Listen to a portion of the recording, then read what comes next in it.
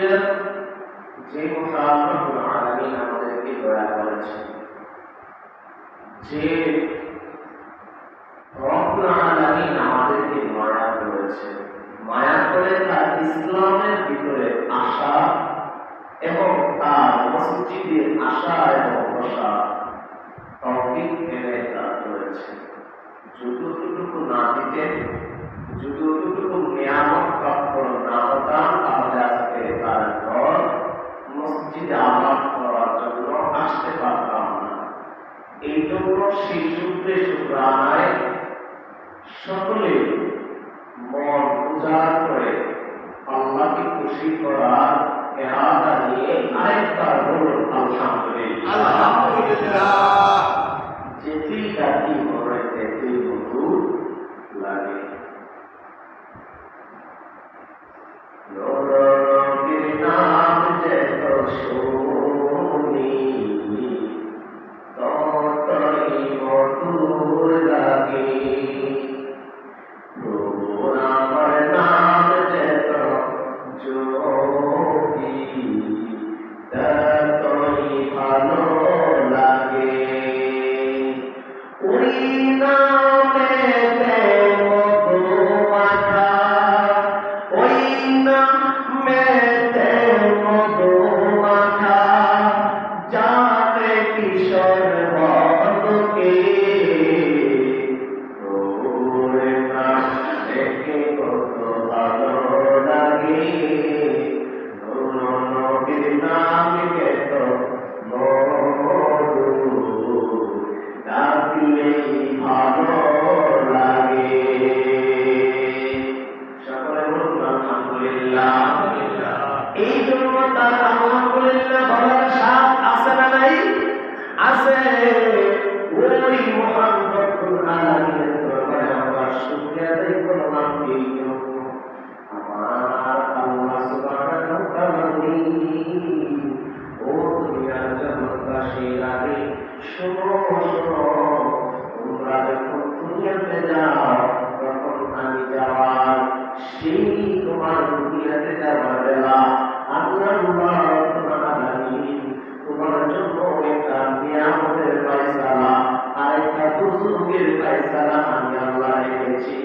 সেই বান্দা সেই বান্দি আমার হুকুম মানবে, ওই বান্দা বান্দি জান্নাতের মধ্যে প্রবেশ করবে। আর সেই ব্যক্তি অমান্য করবে তার জন্য আমার আযাব এবং গজব রেখেছি জাহান্নাম। সূরা আওয়াজে বলুন নাউযুবিল্লাহ। আমার ভাইরা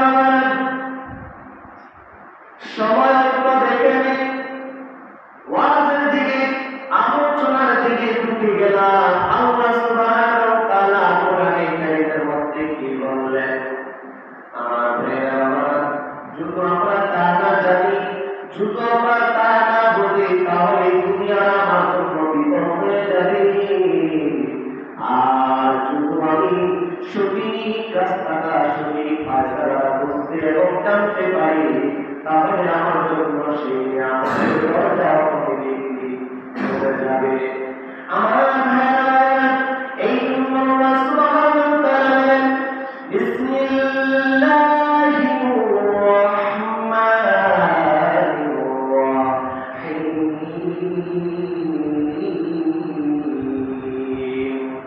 রব্বানা আতিনা ফিদ দুনিয়া হাসানাতাও ওয়া ফিল আখিরাতি হাসানাতাও ওয়া কিনা আযাবান নার।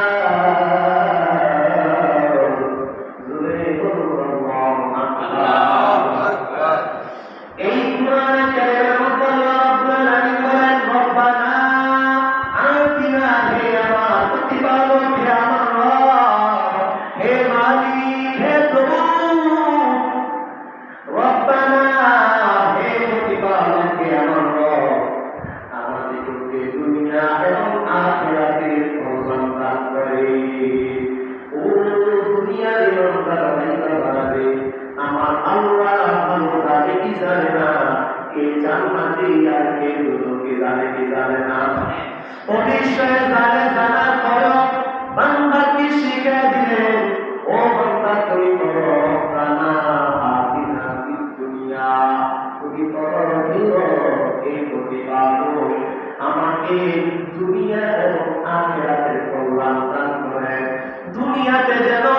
আমি নেককার হতে পারি, দুনিয়াতে যেন আমি তোমারই গোলামি করতে পারি, দুনিয়াতে যেন তোমারই ইবাদত করতে পারি।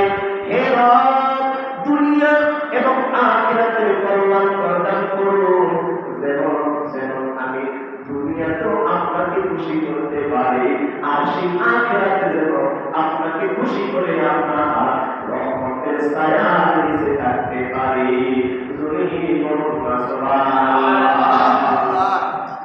এবার আমাদিগকে দুজকের আযাব থেকে রক্ষা করো। ওই দুজক, সেই দুজক দুনিয়ায় আমি চোখে দেখি না, তবে ওই দুজকের আযাবের পূর্ব নাম দেখেছি সূর্য। আল্লাহু আকবার। ওই দুজকের আযাবের কঠোর অবস্থা দেখেছি দুনিয়ার আগুন। ওই আগুনের আযাব থেকে আপনি মাওলা আমাকে রক্ষা করুন। এই আয়াতখানা মুমিনের জন্য শিখিয়ে দিলেন। কারণ কি? কেননা এবার আসেন ভাইরা আমার, এই জন্য শিখাইলেন দুনিয়ায় বিভিন্ন জাতের ধর্ম, বিভিন্ন জাতের কর্ম আছে না নাই? আমরা যেমন ইমানদার মুসলমান ভাইরা লক্ষ্য করবেন, আমরা যেমন মুমিন মুসলমান, আমরা দাবি করি আমাদের ধর্মের নাম ইসলাম। কথা ঠিক নাকি? তাহলে আমাদের ধর্মের নাম কি? ইসলাম। এই ইসলাম ধর্মে আমরা যেমন করে এই ধর্মটাকে যাচাই করার জন্য, এই ধর্মটাকে মানার জন্য কোরআনুল কারীমের মধ্যে আমরা যা পেয়েছি এবং যা চাইতেছি কতটুকু অনুযায়ী যেন করতে পারে, এই জন্য আল্লাহ সুবহানাহু ওয়া তাআলা বলেন, ও দুনিয়ার জগৎবাসী শোনো, দুনিয়ার মধ্যে তুমি শুধু একমাত্র তোমাকেই আমি পাঠাই না, তোমার মতো অসংখ্য অগণিত জাতি পাঠিয়েছি। আর সেই জাতির মাধ্যম থেকে আমি আল্লাহ ৬৬৬৬ কোরআনের আয়াতে কারিমা যখন তেলাওয়াত করলাম, ওই তেলাওয়াতের মধ্যে তোমরা ভাগ্যক্রম করে দেখো আমি আল্লাহ জাত সিফাতের থেকে যে জাতগুলো আমি আল্লাহ তৈরি করেছি, ওই তৈরি এবং সৃষ্টির মাধ্যমে, ওই সৃষ্টির মাধ্যমে ১৮,০০০ মাখলুকাত, ৮০,০০০ আদম আমি আল্লাহ সৃষ্টি করেছি। ও দুনিয়ার জগৎবাসী মনে রেখো, শুধু ওই সৃষ্টির মাত্র থেকে যত জাতি আছে, সমস্ত জাতি থেকে আমি আল্লাহ ২ প্রকার জাতি থেকে কঠোরভাবে হিসাব হাসরের ময়দানে তাগিদ করব। আমার ভাইরা, যদি তাই হয় ২ জাতি থেকে আল্লাহ রাব্বুল আলামিন হিসাব নিবে, তাহলে বোঝা গেল অন্য কোন জাতি থেকে হিসাব নিবে না। অন্য কোন জাতি থেকে আল্লাহ সুবহানাহু ওয়া তাআলা, অন্য কোন জাতি থেকে আল্লাহ সুবহানাহু ওয়া তাআলা হিসাব শুধু নাইলেন, তাহলে সেই আল্লাহ রব্বুল আলামিন, সেই রব্বুল আলামিন যখন হিসাব নিবে, ওই হিসাব নেওয়ার ফায়সালাতে যখন আমার আল্লাহ তার হিসাব কঠিনভাবে ধরবে। কোন জাতি থেকে? ২টা জাতি থেকে। ওমাইয়ামাল মিসকাল, আল্লাহ রাব্বুল আলামিন বলেন ২টা জাতি থেকে আমি আল্লাহ তার থেকে হিসাব কঠোরভাবে নিব। ওই ২টা জাতি হচ্ছে, একটা হলো ইনসান জাতি আর একটা হলো জিন জাতি। এই ২ জাতি থেকে আমি আল্লাহ হাসরের ময়দানে কঠোরভাবে হিসাব নিব। কেন নিব? আমি আল্লাহ রাব্বুল আলামিন ওই ২ জাতিকে সঠিকভাবে পূর্ণভাবে তাকে আমি আল্লাহ আকল দিয়েছি, জ্ঞান দিয়েছি, বিবেক দিয়েছি, বুদ্ধি দিয়েছি। এই জন্য আল্লাহ রাব্বুল আলামিন যদি এই ২ জাতি থেকে কঠোরভাবে হিসাব নেন, আল্লাহ বলেন ওই কঠোরভাবে যেই দিন হাসরের ময়দানে আমি হিসাব নিব, আর হিসাব নেওয়ার যখন ডাক দিব, জেনে রেখো আমার কঠোরভাবে হিসাবের ফয়সালা যখন জারি হয়ে যাবে, আর সেই ২ দলের মধ্যে কারো কোনো স্বার্থ থাকবে না, শুধু আমি আল্লাহ দয়া না থাকে, তাহলে তার কঠোরভাবে তার কি দিতে, হিসাব দিতে। এই হিসাবগুলো যখন আমি নিব, وَمَن يَعْمَلْ مِثْقَالَ ذَرَّةٍ شَرًّا يَرَهُ وَمَن يَعْمَلْ مِثْقَالَ ذَرَّةٍ خَيْرًا يَرَهُ, যখন আমি আল্লাহ যারা যারা পরিমাণে হিসাব নিব, সেই দিন যারা যারা পরিমাণে হিসাব কিন্তু কেউ দিতে পারবি না, একমাত্র আমি আল্লাহ হয়। যদি আমি আল্লাহর আমার হুকুম জারি হয়, ওই হুকুম যদি মান্য করে, তাহলে হাসরের ময়দানে প্রত্যেকটা হিসাব আমার মুমিন মুমিনাত সকলে হাসরের ময়দানে দাঁড়াইয়া আমার কাঠগড়ার সামনে, আমি রব্বি আল্লাহর সামনে, আমার হাবিবুল্লাহর সামনে দাঁড়াইয়া তাই হিসাব তার জন্য সহজ হয়ে যাবে। একবার জোরে বলা যাবে কি সুবহানাল্লাহ। আমার ভাইরা বাবারা, ওই হাসরের ময়দানটা কেমন হবে, জাহান্নাম কেমন হবে, আল্লাহ রাব্বুল আলামিন এখানে বলেছেন, ও দুনিয়ার জগৎবাসী, তোমরা সেই জাহান্নাম থেকে কি করো, সেই জাহান্নাম থেকে তোমরা আমি আল্লাহর কাছে প্রার্থনা করো যেন আমি আল্লাহ তোমাকে সেই হাসরের ময়দানে জাহান্নাম থেকে কিছু একটা ফয়সালা করে তোমাকে যেন জান্নাতের ফয়সালা করতে পারে। কারণ কি জানোনি, সবাই সেই দিন দোষী হয়ে যাবে, সবাই সেই দিন আসামি হয়ে দাঁড়াবে, একজন উকিল হবে সমস্ত আসামির মাধ্যমে। আপনারা সকলেই বলেন তো, সকল আসামির সামনে যিনি উকিল থাকবেন তার নাম কি? মুহাম্মাদুর রাসূলুল্লাহ। অসংখ্য অগণিত নবী রাসূল এবং উম্মতগণ, সমস্ত নবী রাসূলদের একজনই উকিল হবেন, তিনার নাম হচ্ছেন নবী মুহাম্মাদুর রাসূলুল্লাহ সাল্লাল্লাহু আলাইহি ওয়াসাল্লাম। ওই মদিনার নবী কামলিওয়াল রাহমাতাল লিল আলামিন নবী জানায়া দেয়, ও উম্মতের দল শুনো, আমার আল্লাহ যেই আযাবের কথা বলেছে, তোমরা আযাব থেকে তোমরা যেন আমি আল্লাহর কাছে তোমরা হিসাব প্রার্থনা করো, যেন কি করে সেই আযাব থেকে রক্ষা করে। কেন কেন চাইবা জানোনি, কেন চাইবা জানোনি? সেই হাসরের ময়দানের কথা, সেই হাসরের ময়দান জাহান্নামের আযাব কঠিন হয়ে যাবে।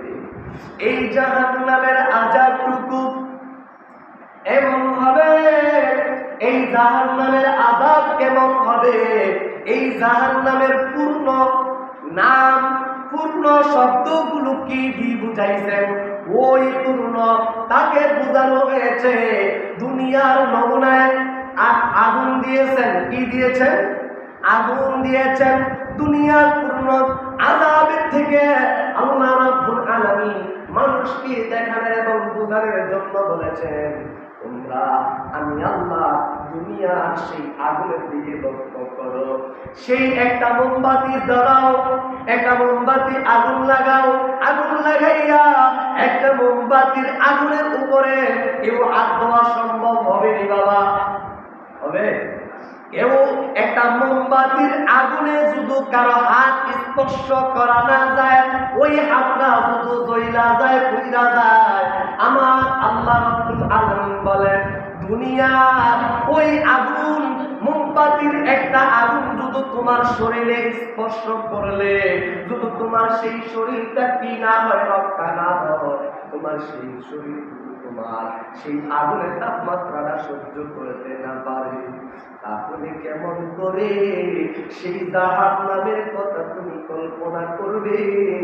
সেই জাহান্নামের অবস্থাটা বড় ভয়াবহ অবস্থা। কেমন ভয়াবহ অবস্থা হবে? হাসরের ময়দানের জাহান্নামের অবস্থা, 7টি জাহান্নাম আল্লাহ রাব্বুল আলামিন তৈরি করেছেন।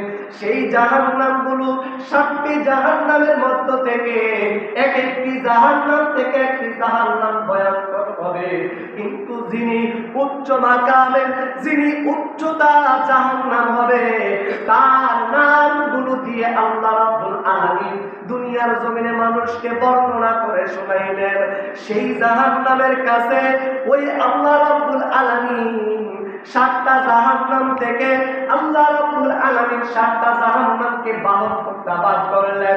সেই 72 তলা জাহান্নাম আল্লাহ রাব্বুল আলামিনের কাছে দৈনিক 70,000 বার আল্লাহর কাছে ক্ষমা প্রার্থনা করে, রব্বি আল্লাহ, তোমার সেই জাহান্নাম থেকে আমাকে রক্ষা করো, সেই জাহান্নামের কাছে নিও না। একটা জাহান্নাম, যেই জাহান্নামটা বড় কঠিন, সেই জাহান্নামটা বড় কষ্টদায়ক, ওই জাহান্নামটা কার জন্য আমার আল্লাহ রাব্বুল আলামিন তৈরি করলেন? ওই জাহান্নামটা তার জন্যই আল্লাহ তৈরি করেছে যারা সত্যকে জানছে কিন্তু মানে না, মিথ্যা প্রচার করেছে। যেই আলেম জানার পরেও অমান্য করিয়া মানুষকে মিথ্যা ধোঁকা দিয়া মানুষের কাছে বড় সাজার জন্য, বড় হওয়ার জন্য, নিজের কথাটাকে বড় করানোর জন্য, সবার কথাটুকু মিথ্যা সাজানোর জন্য সেই কোরআনকে অমান্য করিয়া আল্লাহ রাব্বুল আলামিনের হুকুমকে জারি বন্ধ করিয়া সেই আলেম মিথ্যাকে প্রচার করলো, সত্যকে গোপন করে দিল। সেই আলেমের জন্য জাহান্নাম আল্লাহ রাব্বুল আলামিন তৈরি করে রেখেছেন। একটু বলা যাবে কি নাউযুবিল্লাহ?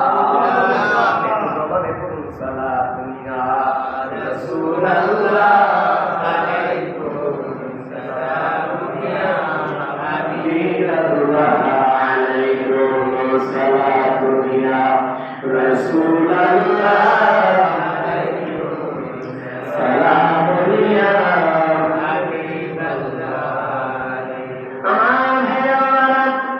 জাহান্নামটুকু দুনিয়ার জমিনে বোঝানোর জন্য আল্লাহ দেখাইতেছেন রাস্তাটুকু। এত কঠিন যদি জাহান্নাম হয়, যে আলেম সত্যের দিকে রাখবে ওই আলেম মিথ্যার দিকে রাখলো, তার চাইতে বড় জাহেল মুরাক্কাব আর হতে পারে না। এই জন্য বড় দাজ্জাল, বড় জাহেল যিনি, ওই বড় দাজ্জাল, ওই বড় জাহেলের জন্য জাহান্নাম। এই বড় জাহেলের জন্য হুব্বুল হুজুর সবচাইতে বড় জাহান্নাম তার জন্যই রাখলেন। আর সেই জাহান্নামের জন্য আল্লাহর কাছে 70,000 বার সেই জাহান্নামগুলো ক্ষমা প্রার্থনা করে। আমার ভাইরা বাবারা, যদি মিথ্যা বলে থাকি তাহলে আমাকেও আল্লাহ রাব্বুল আলামিন সেই জাহান্নাম রেডি করে রেখেছেন। এই জন্য সত্য বলতে হবে। মদিনার কামলিওয়ালা রাহমাতাল লিল আলামিন নবী বলে, ও দুনিয়া জগৎবাসী শুনো, তোমরা কি ওই কবরে যাইবে না? শুধু বড় সত্তারটা ইয়া রাসূলুল্লাহ, ওই কবরে যাব, তাহলে ওই কবরে যদি যেতে চাও তাহলে ওই জাহান্নাম কি ভয় করো? ভয় করার মতো যদি করো, জাহান্নাম কি ভয় করলেই হবে না। জাহান্নামের কাজগুলো ছাড়ো, সাইরা আমি আমার আল্লাহ রাব্বুল আলামিনের হুকুম তো তোমরা নিজের মধ্যে জারি করো। জারি করবা এই জন্য তোমার চোখের সামনে আল্লাহ রাব্বুল আলামিন ওই জাহান্নামটুকু তোমার চোখের সামনে বাসায়া দিছে। শুধু একবার তুমি চাও, তোমার সচক্ষে ওই জাহান্নাম তুমি সচক্ষে দেখতে পারবা এবং বুঝতে পারবা। ইয়া রাসূলুল্লাহ, ইয়া হাবিবাল্লাহ, নবী গো, ও মায়ার নবীজি, ওই জাহান্নামটুকু কেমনে করে দেখবো? ওই জাহান্নাম কেমন হবে গো নবী? আমার মায়ার নবী বলি, ওই জাহান্নামটুকু তুমি আর নেই, তুমি দেখো। আমার আল্লাহ রাব্বুল আলামিন পৃথিবীটাকে সাজানোর জন্য দুইটা আলোর ব্যবস্থা করেছিলেন। দুটোটা আলোর ব্যবস্থা একই রকম ছিল, চন্দ্র এবং সূর্যের তাপমাত্রা ওই রকম ছিল। কিন্তু আমার আল্লাহ রাব্বুল আলামিনের হুকুমে যখন জিবরাইল আমিন, যখন ফেরেশতারা ওই আল্লাহর হুকুমে যখন ওই চাঁদের গায়ের দিকে যখন আল্লাহ রাব্বুল আলামিনের হুকুমে যখন বাতাস করা শুরু করলেন, ওই বাতাস করার নেই, বাতাস করতে করতে জিবরাইল আমিনের এই ডানাটা যখন চাঁদ মোবারকের মধ্যে লেগে গেলে, চাঁদের মধ্যে লাগা চাঁদের পাওয়ারটা কমে গেলে আর সূর্যের তাপমাত্রা জায়গা মতো রয়ে গেল। এই জন্য দিন এবং রাত্রকে পাহারাদার, দিন এবং রাত্রকে পাহারাদার বানাইয়া ওই চাঁদ এবং সূর্যকে একই জায়গায় রাখলেন। আল্লাহ রাব্বুল আলামিন এক জায়গায় কিন্তু চাঁদ রাখলেন, এক জায়গায় সূর্য রাখলেন। আমরা মানব সমাজ জানি, আমরা মানুষ জানি চাঁদ যায় সূর্য যায়, আসলে কিন্তু তা না। মেডিকেল সায়েন্স প্রমাণ করে, ও দুনিয়ার জগৎবাসী শুনো, ওই চাঁদ এবং সূর্য দুনিয়ার কেউ না, পৃথিবীর কেউ না রে বাবা। ওই চাঁদের আলো পৃথিবীর থেকে 13 গুণ বাহিরে, ওই সূর্যের আলো পৃথিবী থেকে 13 গুণ বাহিরে। এই পৃথিবীর ভিতরে চাঁদ নাই, এই পৃথিবীর ভিতরে চন্দ্র নাই, এই পৃথিবীর ভিতরে সূর্য নাই। তাহলে ওই চাঁদ আর সূর্যের তাপমাত্রা বাংলার জমিনে না, পৃথিবীর জমিনে কেমন হয় এটা দেখেন। আমার ভাইয়েরা, ওই সূর্যটা চাঁদে একই রকম ছিল, কিন্তু চাঁদের সূর্যের তুলনায় চাঁদ যখন পাওয়ার কমে গেল, তখন থেকে ওই চাঁদরা রাত্রের বেলা বলা হয়, এই জন্য এটা রাত। আর সূর্য যখন দিনের বেলা দেখা যায়, এই জন্য এটা সূর্য। সূর্যের তাপমাত্রা দিনে দেওয়া হয়, রাত্রে চাঁদের তাপমাত্রা দেওয়া হয়। ওই চাঁদের তাপমাত্রা গুলো খুবই মিষ্টি করা লাগে। আল্লাহ দেখা দিলেন রাত্রে চাঁদের আলোটা যেমন করে মিষ্টি মিষ্টি মনে হয়, যেতেই তাপমাত্রা বাড়ে, যেতেই আলো বাড়ে, এতই ভালো লাগে। লাগে কি লাগে না? লাগে কি লাগে না? যতই চাঁদের আলো বেশি হয়, এতই মানুষের কাছে তৃপ্তি পায়, মন যেন একটা শান্তি পায়।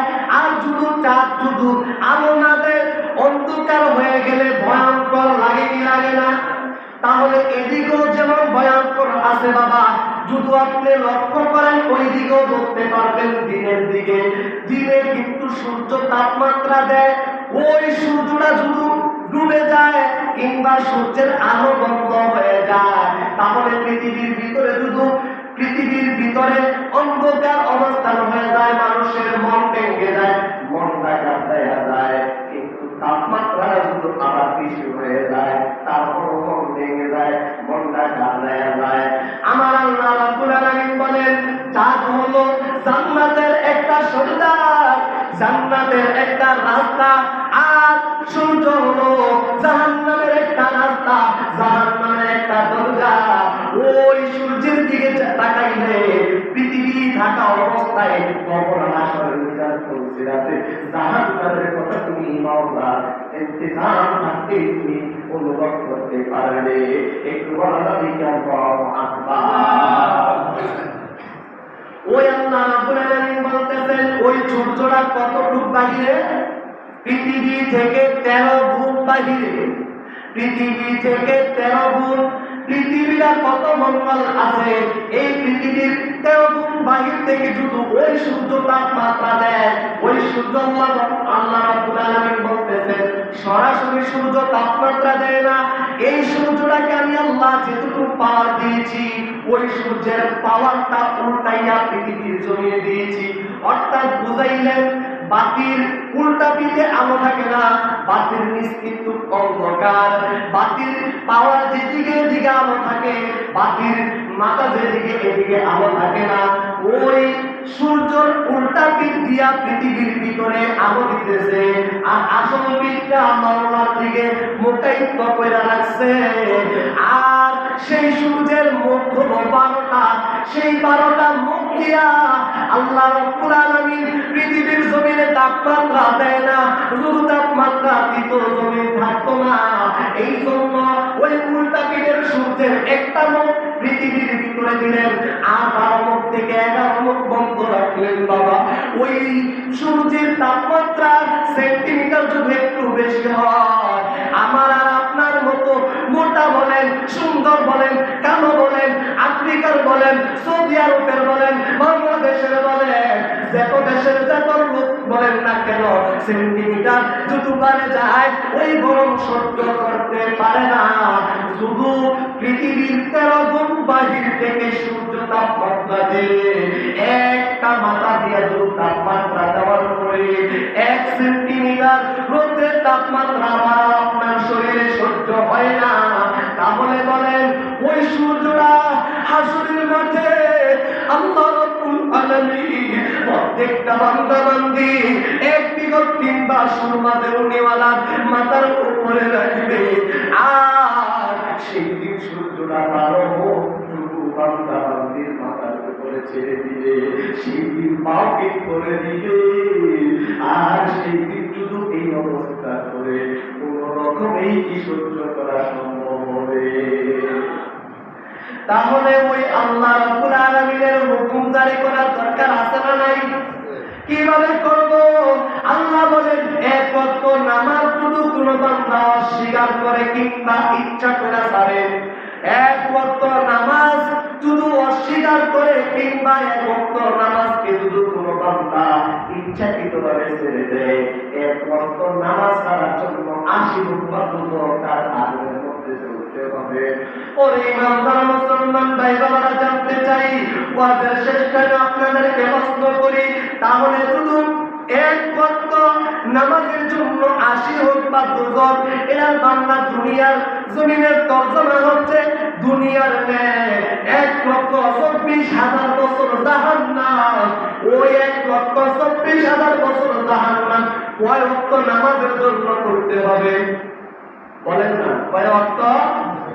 এক ওয়াক্ত নামাজের জন্য 80 হোক বা 200 যদি মাওলা দেয়, কখনো সহ্য করতে পারবো না, কখনো সহ্য করবে না।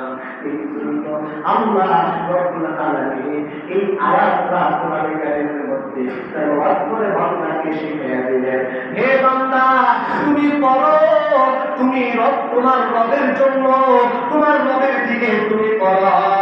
কি করবে বান্দা?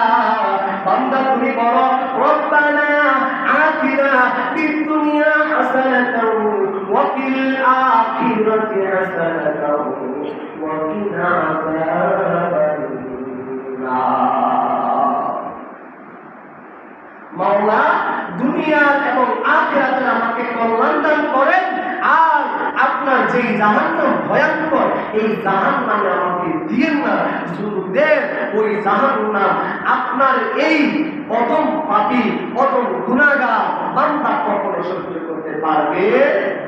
যদি সহ্য করতে পারেন তাহলে নামাজ ইচ্ছা করে ছাইড়া দিয়ে, যদি সহ্য করতে মনে করেন পারেন তাহলে সুদ খাওয়া শুরু করে দিয়ে, যদি পারেন তাহলে ঘুষ খাওয়া শুরু করে দিয়ে, যদি পারেন মিথ্যা কথা বলা শুরু করে দিয়ে, আর যদি না পারেন ওই দিক থেকে আমাকে এবং আপনাকে সকলকে যেন আল্লাহ রাব্বুল আলামিন এই আয়াতে কারিমা অনুযায়ী যেন রক্ষা করে, এই আয়াতে কারিমা অনুযায়ী যেন হেদায়েত দান করে। সকলে বলেন আমিন। সকল উপস্থিতি আমি সকলকে নির্ধারণ করে বলছি যে একটা কথাই আমাদেরকে লক্ষ্য করতে হবে, আমরা ইমানদার মুসলমান যদি হতে হয় তাহলে আমরা একটা কথাই লক্ষ্য করতে হবে, আমার ধর্মের নাম আরো জোরে বলতে হবে, ধর্মের নাম ইসলাম। বহু মাদ্রাসা পড়ুয়া ছাত্র ছাত্রী আমি প্রশ্ন করে দেখি, এরা বলতে পারে না মুসলমান। আচ্ছা, মুসলমান হয় কখন? যখন ইসলাম ধর্ম গ্রহণ করে তখন হয় মুসলমান, যখন ইসলাম ধর্ম গ্রহণ করে তখন হয় মুসলমান। ধর্মের নাম কিন্তু মুসলমান। এটা মুসলমান ধর্মের নাম না ইসলাম। ইসলাম কোরআন কয়টা? একটা। কোরআন কয়টা? একটা। পারা কয়টা? 30টা। পারা কয়টা? 30টা। এই অবাস্তব অবাস্তব মনে করবো, কিন্তু তারপরে এগুলা বাস্তব, এগুলা জানা প্রয়োজন। আমরা মুসলমান দাবি করে আসলে এই আনকমন একটা বস্ত্র, কমন একটা বস্ত্র আনকমন মনে হয় যে এটা জানে না, বুঝি না। আসলে কিন্তু কি জানার দরকার।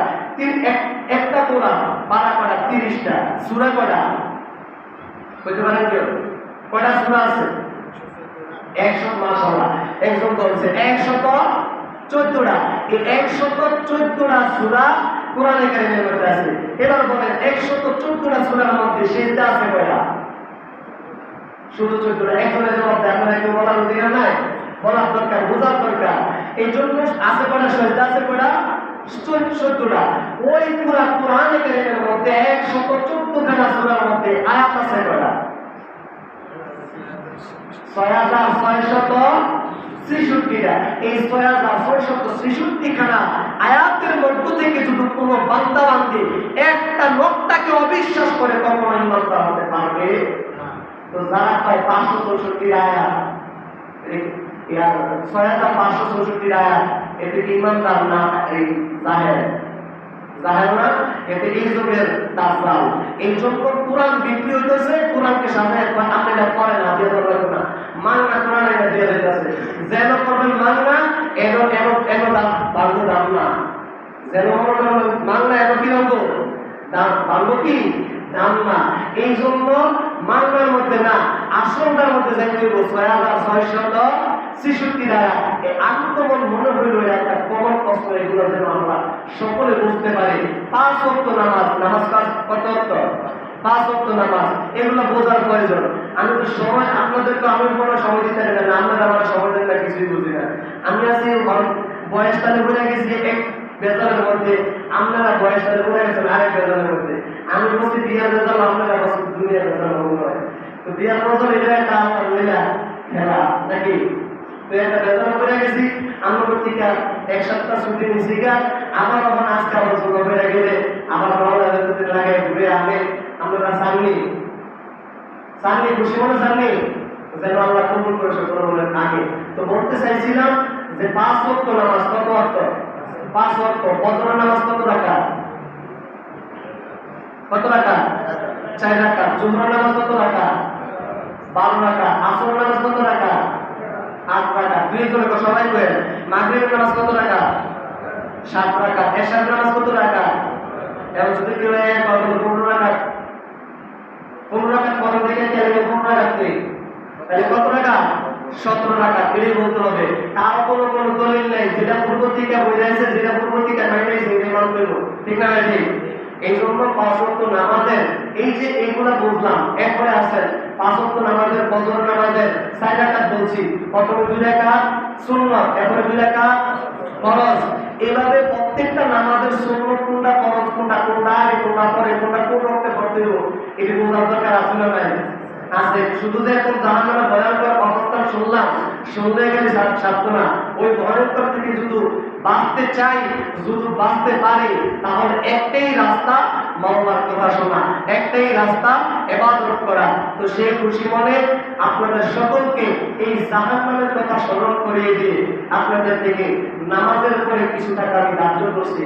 এই ঈদগার জন্য ঈদগার অনেক টাকাই ঋণ হয়ে গেছে।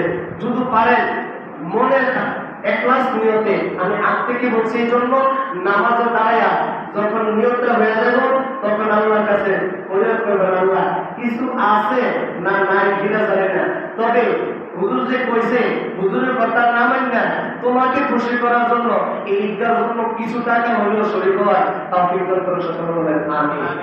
একটা কথা নামাজ দাঁড়ায় আলাদা করবেন, আর নামাজের পরে আমার লোকে আলাদা করে নেবেন। ওয়া তাওফিক ইল্লা বিল্লাহ। আসসালামু আলাইকুম ওয়া রাহমাতুল্লাহি ওয়া বারাকাতুহু। যারা পরে আসছেন